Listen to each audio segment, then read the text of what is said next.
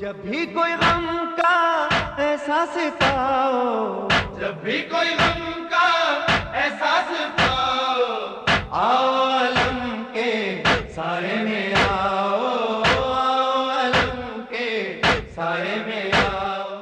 ایمان، شجاعت اور وفا کی بلندیوں پر جب نظر ڈالتے ہیں، وہاں پر حضرت غازی عباس علمدار کھڑے نظر آتے ہیں، جن کی کوئی مثال نہیں ملتی، جو فضل و کمال میں، قوت اور جلالت میں اپنی مثال آپ ہیں۔ حضرت امام حسین علیہ السلام حضرت غازی عباس علیہ السلام کو لے کر کربلا میں گئے۔ جب حضرت غازی عباس علیہ السلام میدان کربلا میں آئے تو آپ نے پیارے نبی اور دین اسلام سے محبت کی ایسی لازوال داستان رقم کی کہ جس کی مثال کسی مذہب میں نہیں ملتی۔ جلوسوں میں حضرت عباس کے علم سے عزاداروں کی والہانہ محبت نظر آتی ہے کہ یہ علم وفادار حضرت غازی علیہ السلام کے نام سے منسوب ہے، اور ہم تمام اہل اسلام اپنے اپنے گھروں پہ یہ پرچم سجاتے ہیں، پرچم لگاتے ہیں، تاکہ حضرت عباس علمدار کی ایک یاد تازہ رہے۔ عزاداروں کا کہنا ہے کہ حضرت غازی عباس علیہ السلام ان کے لیے مشعل راہ ہیں۔ انہوں نے دین کی سربلندی کے لیے علم اٹھایا، تبھی تو یہ بھی اپنے گھروں کی چھتوں پر علم بلند کر کے اس کے سایہ میں بے خوف و خطر زندگی گزارتے ہیں۔ اور یہی اسی پرچم کی حفاظت کرتے ہوئے جو آج لہرا رہا ہے، اور